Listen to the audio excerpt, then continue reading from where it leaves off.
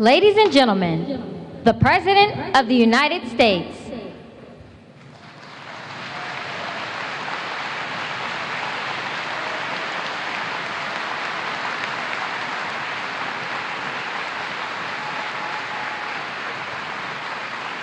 Good afternoon, everyone. Thank you, thank you, thank you. Friends, partners, Speaker Pelosi, members of Congress who've traveled here to represent the United States, and fellow leaders.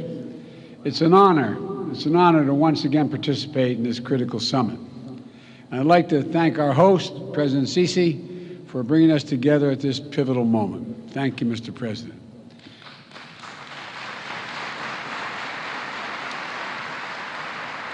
Let me start by acknowledging that this day is a day of commemoration at home in the United States. It's Veterans Day.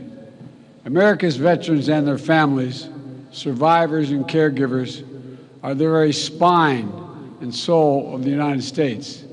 And on this special day, on every day, I honor all of those who sacrificed for our nation like my son. I want to thank one proud American veteran, a lifelong public servant, a dear friend, and literally one of the most decorated men to fight, Special Envoy for Climate, John Kerry. John,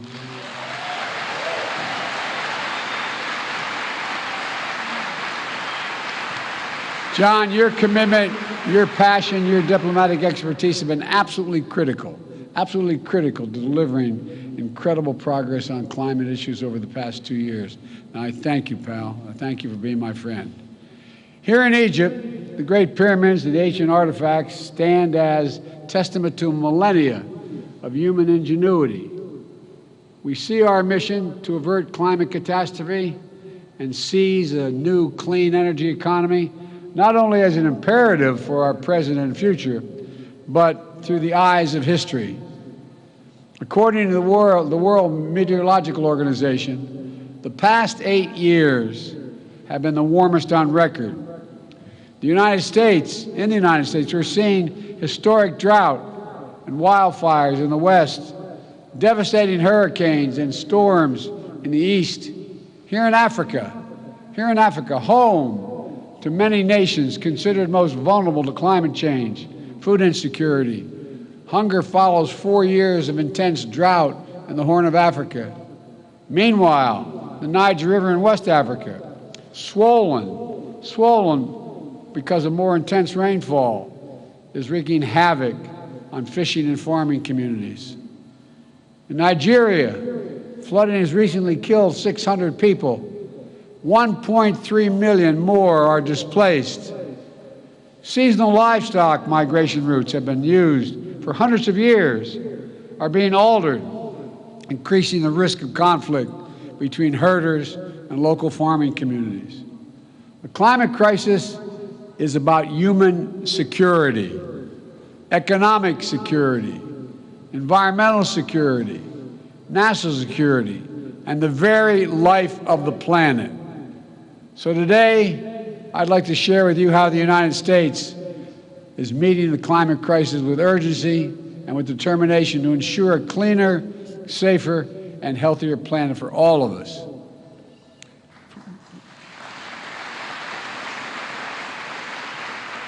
From my first days in office, my administration has led with a bold agenda to address the climate crisis and increase energy security at home and around the world.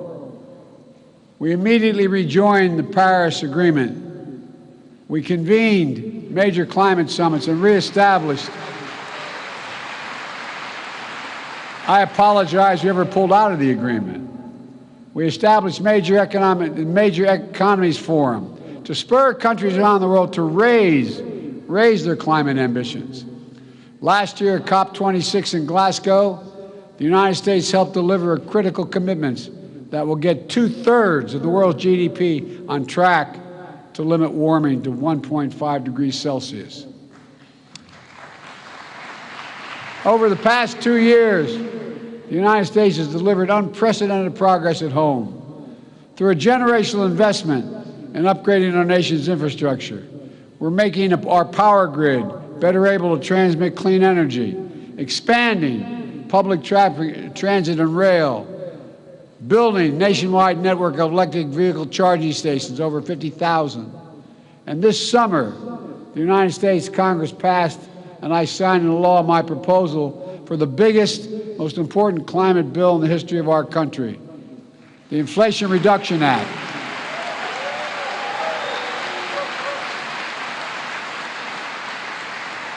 It includes less than I asked for, but a significant amount, $368 billion to support clean electricity, everything from onshore, offshore wind to distributed solar, zero emissions vehicles and sustainable aviation fuels, more efficient electrified buildings, cleaner industrial processes and manufacturing, climate-smart agriculture and forestry, and more. Look, our Department of Energy estimates that the new law will reduce emissions in the United States by about 1 billion tons in 2030, while unleashing a new era of clean energy-powered economic growth. Our investments in technology, from electric batteries to hydrogen, are going to spark a cycle of innovation that will reduce the cost and improve the performance of clean energy technology that will be available to nations worldwide, not just the United States. We're going to help make the transition to a low-carbon future more affordable for everyone, accelerate decarbonization beyond our borders. In fact, the International Energy Agency recently concluded that our significant climate investment will, quote, help turbocharge turbocharge the emerging global clean energy economy. I was reading their quote, sorry. It's going to shift the paradigm for the United States and the entire world. We also ratified the Kigali Amendment to rally the world in phasing down the production and consumption of HFCs, greenhouse gases, that are thousands of times more damaging than carbon dioxide. And just yesterday, the United States became the first government to require that our major federal suppliers disclose their emissions and climate risk and set targets for themselves that are aligned with the Paris Agreement.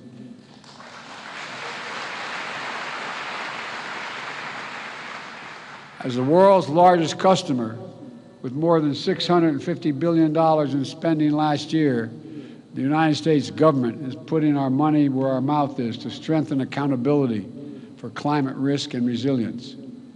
These critical steps are already locking in vital investments in our infrastructure, delivering lower costs for clean energy, spurring good-paying union jobs for American workers, and advancing environmental justice in our communities. Folks, we're proving that good climate policy is good economic policy. It's a strong foundation for durable, resilient, inclusive economic growth. It's driving progress in the private sector. It's driving progress around the world. And the sum total of the actions my administration is taking puts the United States on track to achieve our Paris Agreement goal of reducing emissions 50 to 52% below 2005 levels by 2030.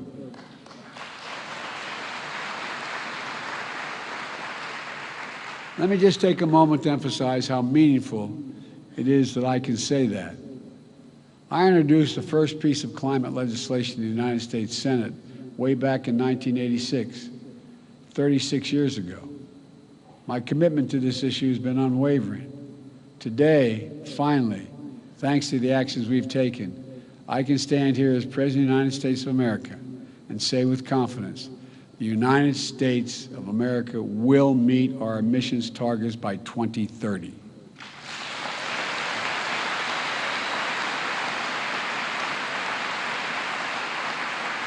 We're racing forward to do our part to avert the climate hell that the UN Secretary General so passionately warned about earlier this week. We're not ignoring harbingers that are already here. It's true, so many disasters, climate crisis is hitting hardest those countries and communities that have the fewest resources to respond and to recover. And that's why last year I committed to work with our Congress to quadruple U.S. support to climate finance and provide $11 billion annually by 2024, including $3 billion for adaptation. That's why the Fund Emergency Plan for Adaptation and Resilience, PREPARE we call it, to help more than 500 million people in developing countries respond to climate change. We're already requested more than $2 billion for the PREPARE this year. I'm going to fight to see that this and our other climate objectives are fully funded. Today, as a down payment, we're announcing more than $150 million in initiatives that specifically support PREPARE's adaptation efforts throughout Africa, including Adaptation in Africa, effort that Egypt and the United States launched together in June. This includes support for expanding early warning systems to help cover Africa, broadening access to climate finance, providing disaster risk protection, strengthening food security, mobilizing the private sector, and supporting new training center in Egypt to accelerate adaptation across the efforts all across the continent. My administration has also made the United States the first ever contributor to the Adaptation Fund last year, and this year we're doubling our pledge to bringing our total commitment to $100 million. We're also making sure that every dollar we deliver goes as far as possible, unlocking larger pools of finance and the trillions in private investment we know that will be needed. Folks, we're also supporting the Global Shield, a G7 initiative to better protect vulnerable countries everywhere from climate-related losses and quickly respond to climate-related damages. And the G7-led Partnership for Global Infrastructure and Investment is working to meet the critical infrastructure needs in low and middle-income countries with specific focus on climate. The project we're facilitating is built on transparency, partnership, the protections for workers and the environment. One of the many projects already underway is a partnership between American firms and the government of Angola to invest $2 billion building new solar projects in Angola.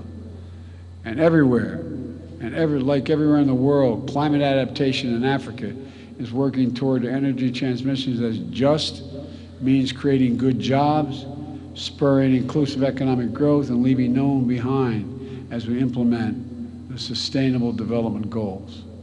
Folks, now I know this has been a difficult few years. The interconnected challenges we face can feel all-consuming. And the upheaval we're seeing around the world, especially Russia's brutal attack against Ukraine, is exacerbating food shortages and energy spikes in cost, increasing volatility in those energy markets, driving up global inflation. Against this backdrop, it's more urgent than ever that we double down on our climate commitments. Russia's war only enhances the urgency of the need to transition the world off its dependence on fossil fuels. True energy security means that every nation is benefiting from clean, diversified energy future. No action can be taken without a nation understanding that it can use energy as a weapon and hold the global economy hostage. It must stop. And so this gathering must be the moment to recommit our future and our shared capacity to write a better story for the world. Let's build on our global climate progress, raising both our ambitions and the speed of our efforts. The science is devastatingly clear. We have to make vital progress by the end of this decade. And that's why the United States is rallying the world around climate game changers. I launched one such game changer last year in the European Commission President von der Leyen, the Global Methane Pledge. We started it with the EU and 8 other countries. In Glasgow, it grew to more than 100 countries.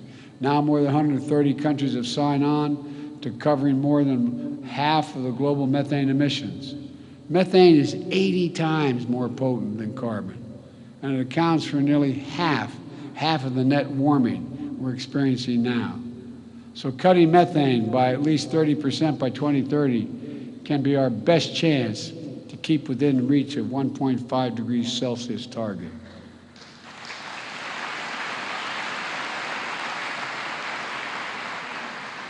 Today, we're releasing an updated Methane Emissions Reduction Act plan, which lays out how the United States is meeting the pledge. We're investing more than $20 billion in domestic methane mitigation to do things like cap orphan wells, leaking methane, improving industrial equipment in the oil and gas sectors to reduce emissions. It also lays out strong regulatory actions, including a new proposal from our Environmental Protection Agency to strengthen standards on methane across sectors, especially from super emitters, just to make sure it's not released into communities impacting on public health. All told, these steps will reduce U.S. methane emissions from covered sources by 87% below the levels of 2005 by 2030. Folks, another game changer is conserving our natural environment, whether it's the Congo Basin's forests and peatlands here in Africa, or the Amazon Basin in South America, or forest, wetlands, grasslands in the United States. Preserving nature is one of the most impactful climate solutions we have. Some that indigenous people communities have known and been the stewards of these efforts for a long time and generations. They've known it. Here at COP27, we are co-chairing Forest and Climate Partnership to deliver real rapid strides to halt deforestation. The best part is we don't have to develop any new technologies. We just have to make clear forests are more valuable when they're preserved than when they're destroyed. It's that basic.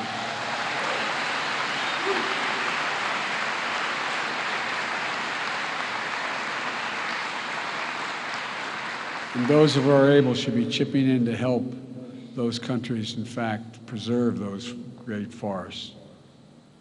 We're bringing together partners across the public and private sector and philanthropic sectors to put the healthy ecosystem at the heart of healthy economies.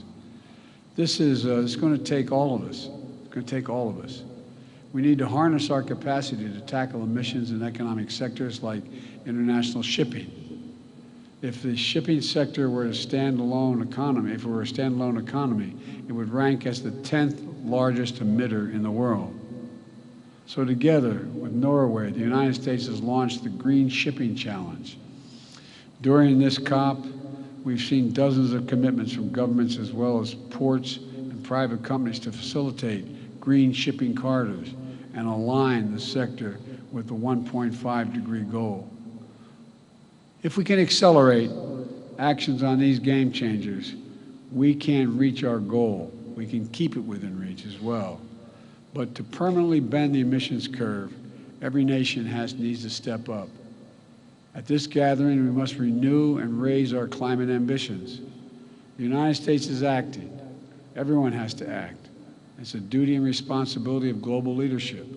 Countries that are in a position to help should be supporting developing countries so they can make decisive climate decisions, facilitating their energy transitions, building a path to prosperity and compatible with our climate imperative. If countries can finance coal in developing countries, there's no reason why we can't finance clean energy in developing countries.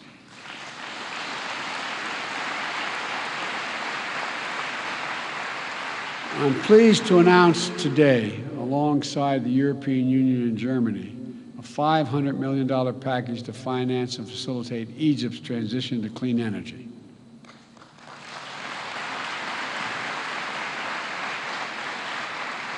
This package will enable Egypt to deploy 10 gigawatts of renewable energy by 2030, while bringing offline 5 gigawatts of inefficient gas-powered facilities, reducing emissions in Egypt and power sector by 10%.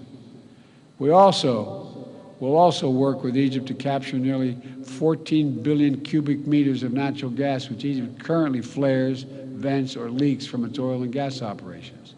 And because of this cooperation, Egypt is elevating its climate ambition and submitting enhanced national determination contributions. If we're going to win this fight, every major emitter nation needs to align with the 1.5 degrees. We can no longer plead ignorance to the consequences of our actions or continue to repeat our mistakes. Everyone has to keep accelerating efforts throughout this decisive decade.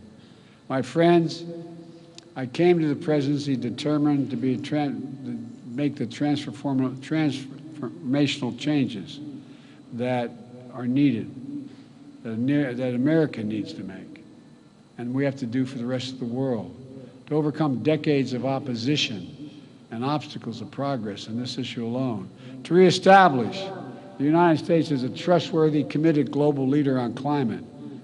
As I stand here before you, we've taken enormous strides to achieve that. But I don't stand here alone. This progress is being driven by young people all across America. Like young people around the world, they feel the urgency of climate. They feel it deeply. They're committed to these issues. They know the stakes, and that's their world we're creating. This is not to stand by and allow us to fail in this responsibility. We can't. That's why as I look out of all the things that we've accomplished, but so much more to do, I'm optimistic. For all the work that remains to be done, we have to put down significant markers of progress. The United States has taken enduring steps to meet our goals. We're delivering on our promise of leadership, and more of the world is standing with us. Though determined diplomacy is necessary, we're finding consensus, building understanding, and launching new approaches. And the inspiring passion of young people, civil society, climate activists, indigenous communities is literally galvanizing the world. Yes, the challenges we face are great, but our capacity is greater than the challenges. We must never doubt that. So let's reach out and take the future in our hands and make the world we wish to see and that we know we need. A planet preserved for generations to come. An economy powered by clean, diversified, secure energy sources. Opportunities unlocked through innovation and cooperation to deliver equitable, more prosperous, and more stable, and more just world for our children. That's why we're here. That is what we're working toward. And we can do it together, I am confident. Thank you, thank you, thank you, and may God bless you all.